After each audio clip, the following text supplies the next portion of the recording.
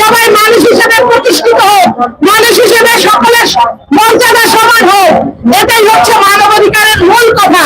এখানে কোনো পেশাকে ছোট করে দেখা যাবে না, কোনো কাজকে ছোট করে দেখা যাবে না।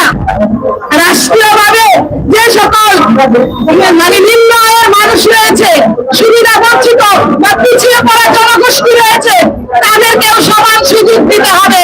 আপনারা কোটার আন্দোলন করে আজকে গণপ্রদান করেছেন, আপনারা নতুন সরকার গঠন করেছেন, কিন্তু আমরা বলতে চাই কোটা নামে সেই বৈষম্য এখনো রয়েছে। শিক্ষা প্রতিষ্ঠান থেকে শুরু করে কর্মসংস্থান সকল ক্ষেত্রে কোটা রয়ে গেছে। তো আমরা এই ধরনের বৈষম্য বাংলাদেশে দেখতে চাই না। মানুষ হিসেবে আমাদের সকলের বেঁচে থাকার অধিকার রয়েছে। আজকে আমরা দেখি এদেশে পুলিশরাই নিরাপত্তাহীনতায় ভুগে, পুলিশদের গায়ে হাত তুলে, সাংবাদিকদের গায়ে হাত তুলে। আমরা যারা শ্রমিক আছি আমাদের তো কোনো অধিকারই নাই। আমরা কোনো কথা বলতে আসলে আমাদেরকে তুচ্ছ তাচ্ছিল্য করে, আমাদেরকে কথা বলে, আমাদের কাজ সমান কাজে সমান সুযোগ দেওয়া হয় না, সমান মজুরি দেওয়া হয় না, বৈষম্য করে। এখন যদি এদেশের প্রশাসন যদি সঠিকভাবে কাজ না করতে পারে, সাংবাদিকরা যদি তাদের মত প্রকাশ না করতে পারে, তাহলে কিসের স্বাধীনতা? মানুষ হিসেবে আমাদের কোথায় বৈষম্য দূর হইল? মানবাধিকার দিবসে বলতে চাই, সাংবাদিকরা যাবে নিরপেক্ষভাবে দেশের প্রত্যেকটা যে দুর্নীতি অনিয়ম হচ্ছে সেগুলো তুলে ধরতে পারে।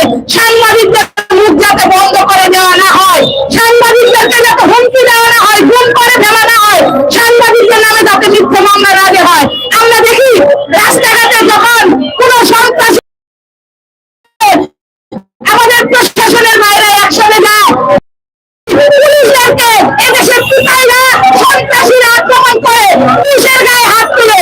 একটা কথা হলো, যে যার পেশায় যে যার কাজ করবে। পুলিশ হচ্ছে আমাদের দেশের, পুলিশ সেনাবাহিনী আর্মি মিডিয়া, তারা এদেশের মানুষ ও দেশের নিরাপত্তা রক্ষাতে কাজ করে। তারাই যদি নিরাপত্তাহীনতায় ভুগে, তাহলে আমরা তো সাধারণ মানুষ, আমরা তো সাধারণ শ্রমিক, আমি তো একজন সাধারণ নারী, আমি আমার নিরাপত্তা আমি কোথায় পাবো? আমি সরকারের কাছে দৃষ্টি আকর্ষণ করতে বলতে চাই, আমরা কোন পেশাকে অসম্মানজনক ভাবে দেখতে চাই না।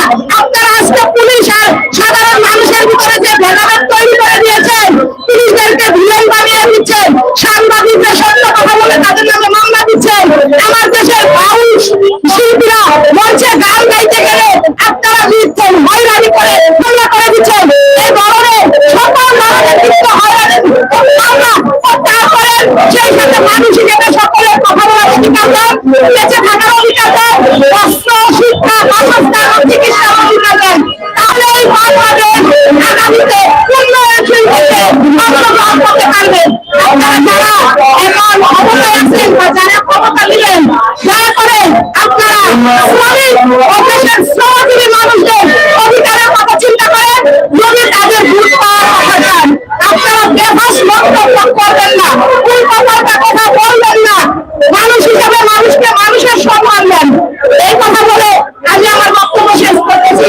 সবাইকে সংগ্রামী শুভেচ্ছা।